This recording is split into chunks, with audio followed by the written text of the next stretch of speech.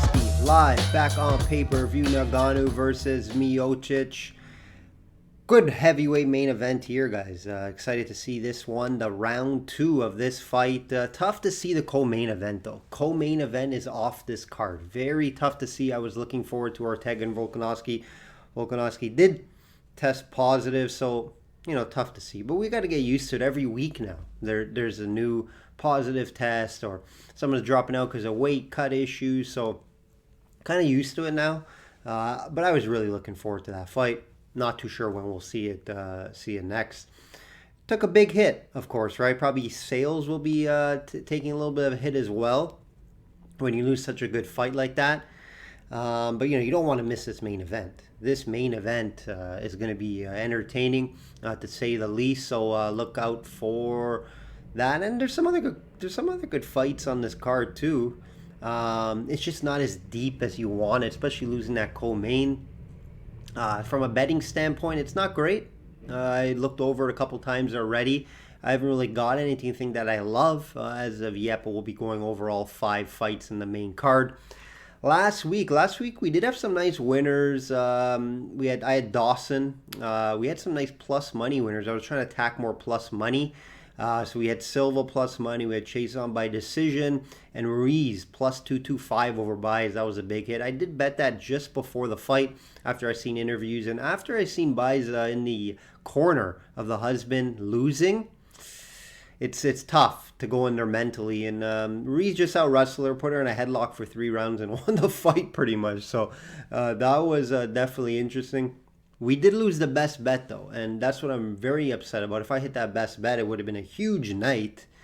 I had Brunson and Holland not to go the distance. Everything told me that this is not going to go the distance. They've never fought in a distance. They both like to fight to get one another out in the first or second round. They have a lot of early knockouts, especially Brunson.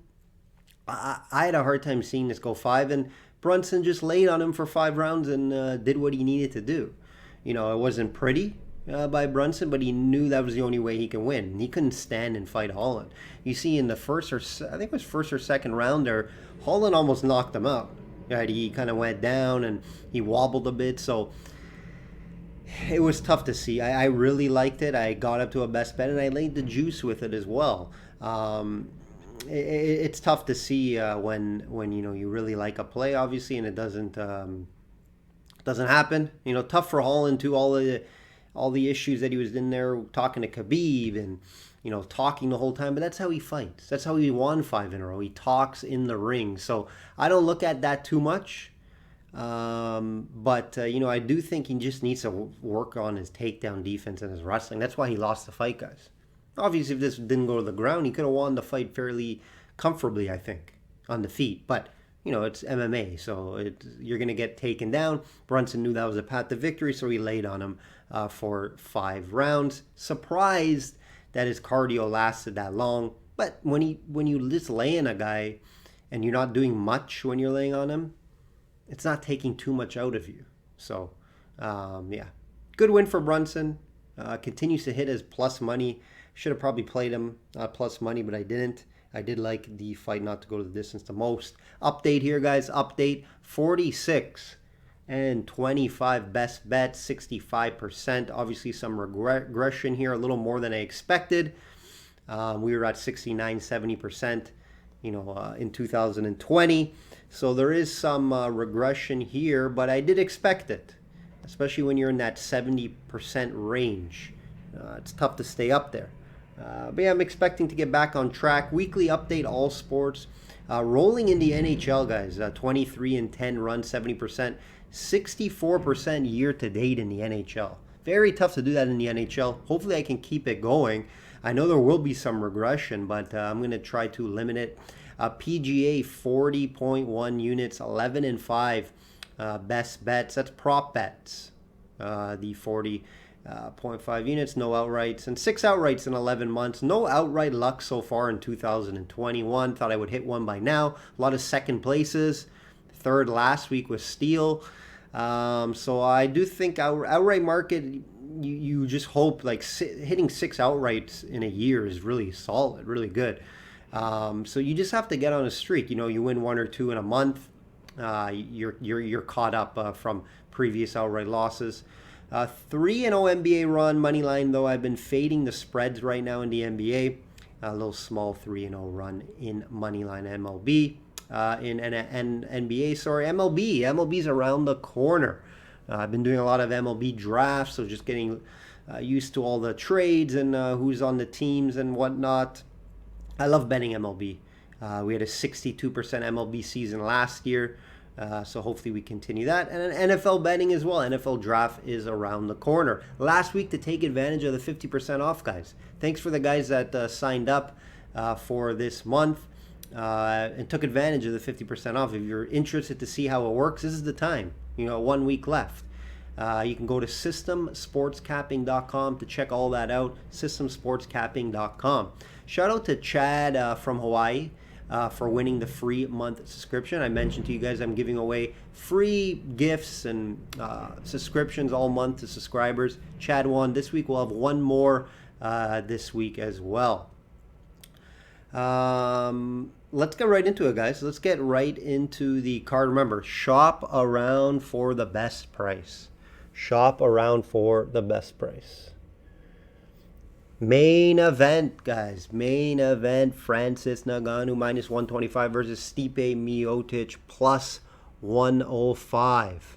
Round two of these two heavyweights 3 years ago. When Francis was a bit more raw, Stipe got the victory by avoiding the big shots, being the better wrestler and picking him apart in the fight. Now, like I mentioned, that was 3 years ago, and Francis has gotten better in all aspects in the game, in my opinion.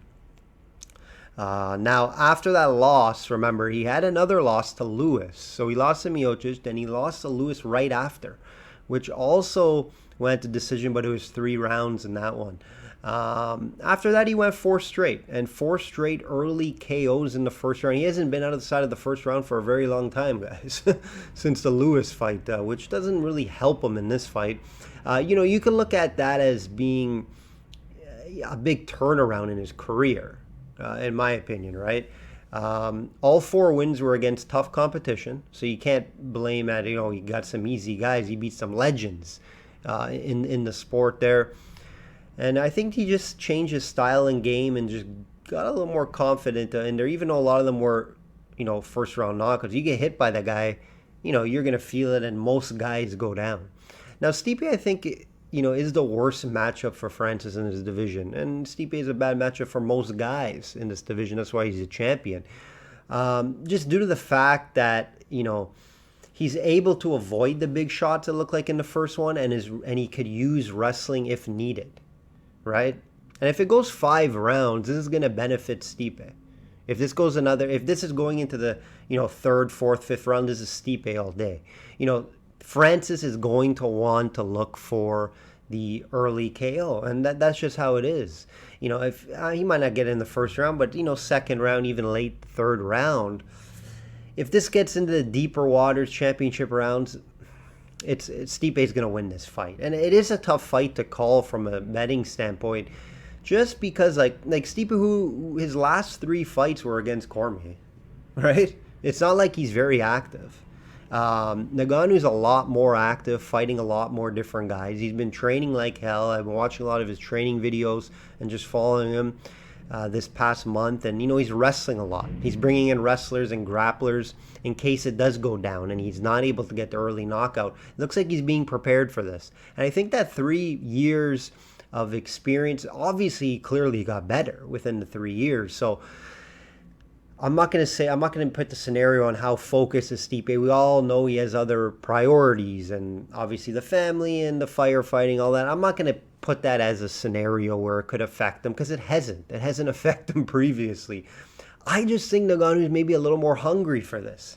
And, I'm leaning Ngannou here. I think you would have to take him by KO and not lay this minus 125. You're going to get a better price, plus money, of course. And I just don't see Ngannou winning a decision. Where is he going to win this in a decision, Ngannou? He's not going to outstrike him volume-wise. The only way Ngannou wins this fight is by KO, in my opinion. So you want to look that way if you like Ngannou. If you like Miocic, you just take the plus 105 and you don't play around with it. Obviously, Miocic could win by decision or Miocic could win by a knockout. So it is a tough call. I don't have a play as of yet for it. It won't be a best bet. It won't be a type of bet like that. But what I do like is the Ngannou by KO if you're gonna lay it. And if you do like Miocic, you just take the plus 105 because he could win either way. So, yeah, that's my thoughts on this fight. It's another fight that I don't think is going to go the distance. So you can look at that as well. Maybe the under in rounds would be something to look at as well. Since we lost the co-main event, which I'm still very upset about, we got bumped up. Look what got bumped up. Woodley versus Luque. Woodley plus 210 versus Vicente Luque minus 260. Look who's back. Tyron Woodley, after taking a beating from Kobe for almost full 5 rounds. He hurt himself in that. He hurt his rib somehow. It was very awkward, very weird. And he's going against another tough guy in Luque. Woodley continues to go in there and just not do enough. And is facing a guy that is totally opposite of that. Tons of volume. Luque is a much better striker in this one.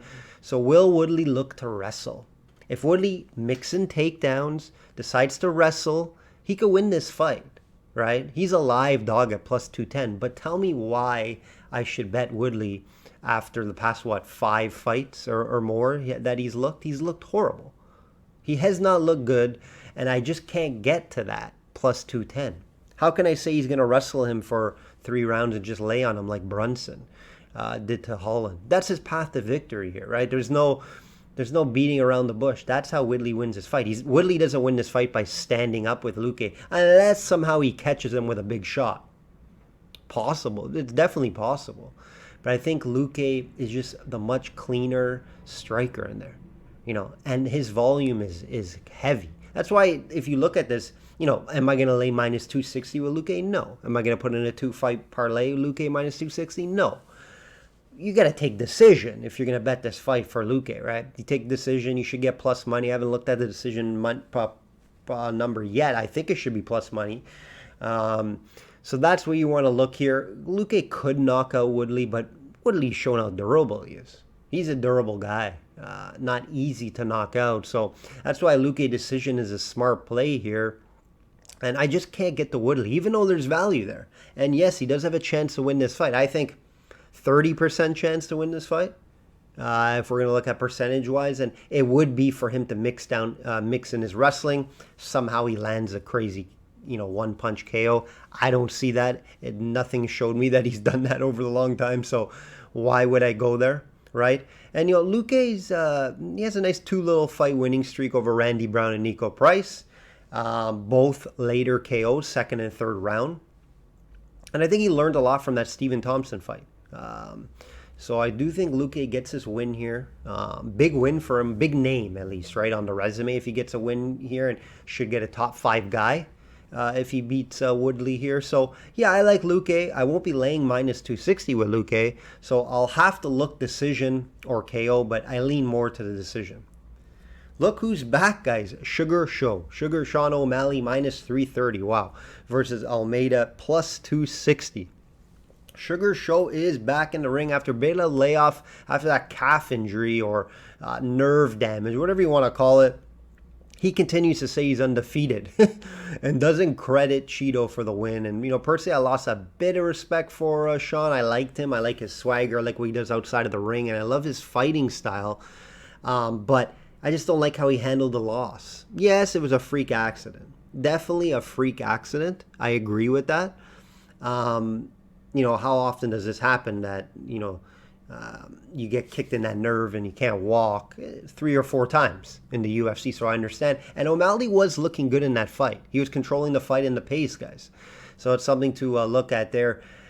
Almeida, it's, there is value there for sure. Just because we know, I think OMalley, if he gets hit, it's not good. And I think Almeida does have the leg kicks to attack those very skinny legs of OMalley, and he does have a path to victory, especially at plus 260. I don't write that off, and I don't love this minus 330 for OMalley. I'm not going to jump all in on minus 330 for O'Malley after, the competition he's beat. He hasn't beat, Canonis and Wineland. Those are his 2 wins. He's looked great in those fights, don't get me wrong. And in the Cheeto fight, you can't really take much from it. You can say, his legs are weak. That's about it, right? And then when he got to the ground, he got ground and pounded out. But he had no choice but to just lay there because he couldn't get back up. So it's tough to take much from that. I would love to see a rematch there, but apparently Cheeto does not want to take that fight. So yeah, Almeida lost a bunch of fights in a row.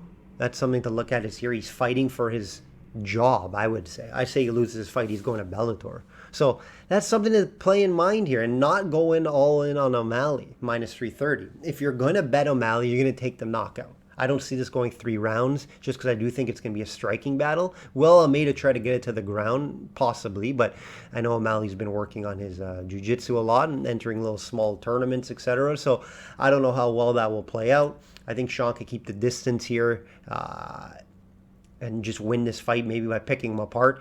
Almeida's not the best chin either, so I think O'Malley could use a little bit of that reach and just could knock him out, similar to the Wineland fight.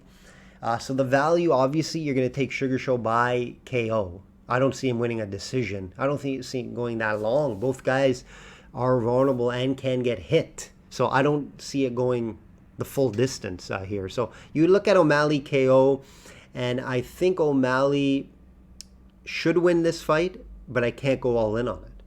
So I do think there, people that betting Almeida just for the price, I get it. I mentioned it, guys. Needs to win the fight, lost a bunch in a row. At one point was the talk of this division as possibly a future champion, and he lost a bunch in a row, but against tough guys. Look at the guys he's lost to, guys.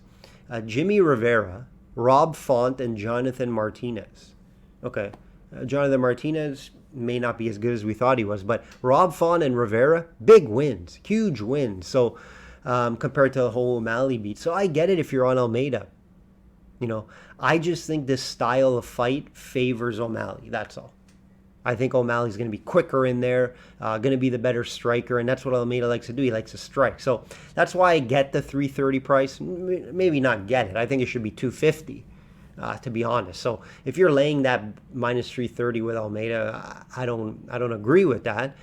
So look at the KO, you get plus money, right? But I probably won't have any action on this fight. If I do, it'll be a small play on O'Malley by KO. Next fight here, guys. This has been rescheduled. Robinson plus 140 versus Maverick minus 165. I don't like that price. I liked it a lot better before. I think Maverick, I got it at maybe, 130, I think, when this was scheduled a month ago. And I really liked it. I really like what I see from Maverick. I do think she could be, a big factor in this division. She's young. She won that. She's been in that Invicta, three fights in a tournament in a day. She's tough, good. I think she has good base, good body. She's fairly well-rounded as well. I know her takedown defense isn't the best from what I've seen in previous fights, and that's what makes me a little hesitant. Now, Robertson, this is what she looks for. She looks for takedowns and just to lay on you and looks for a submission. Now, Robinson's not the best wrestler. That's why I like Maverick in this fight, just because I don't think Robertson will be able to hold Maverick down. That's what I'm banking on this. If it does get to the ground, I think Maverick will be able to work off her back and be able to get up. And then when it's on the feet, Maverick's a lot better striker. So this is why I like Maverick in this fight. I should have a bet on her. I just don't feel as strong as I did at this number. That it was about a month ago where it was like minus 120 for Maverick, 130. I jumped on it. I just don't like the price as much this time around. And, looking at some more tape, Maverick, it's possible that Robertson takes this to the ground. Right, so if you don't, I think this goes decision if I had to bet it, even though we've seen some finishes by Maverick. So if you look at Maverick by decision, you can get plus money. Maybe look there. But yeah, Robertson, there is a little value there, plus 140, but she has one path to victory.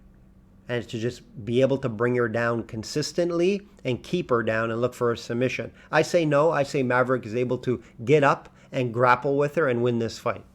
Last fight, guys, on the card here. Malarkey plus 110 versus Worthy. Kamaru Worthy is back minus 130. Interesting one here, guys, to start off the main card. Kamaru coming off that nice winning dog streak. Remember, he won, I think he hit a plus 800 or 700. Then he won another one at like plus 300. And then he lost and got knocked out fairly quickly in his last fight against Azatar. Remember the first round KO. Malarkey's coming off back-to-back losses and could be fighting for his job here, guys. Keep that in mind before you pull the trigger on Worthy. Tough call here. Worthy has the power to end this one, but Malarkey's very scrappy. Seems very durable, and I do think he's a better wrestler. He's fought some tough guys. He's fought Riddell, and his last fight against Ziam fight was tough loss. I thought he won it. I was on Malarkey there in plus money. I thought I cashed that. He ended up losing it by decision. It was a bad call. Worthy does have the 6 KOs on his record as well. Malarkey isn't really known for his knockouts, so I do think this could go a few rounds. And Malarkey could win this by mixing it up with his wrestling, guys. If he could avoid the knockout, I think the plus money is live here with Malarkey. So take a look at that. That's maybe where I'll be leaning with Malarkey plus money. But yeah, it's a 50-50 toss-up type of fight. All right, guys, that will do it. Enjoy this card. Even though we lost the co-main event and it's not that good of a card, I'll still be ordering. I'll still be watching it. It does not matter for me from prelims all the way to the main event. Like I always say, guys, please subscribe to the channel. Please like it. Please share it with friends. If you know guys that like UFC, I'm sure they'll love to listen to this. So please share it with friends, like, comment, all that fun stuff. Like I always say, guys, bet smart and know your limits. Take care.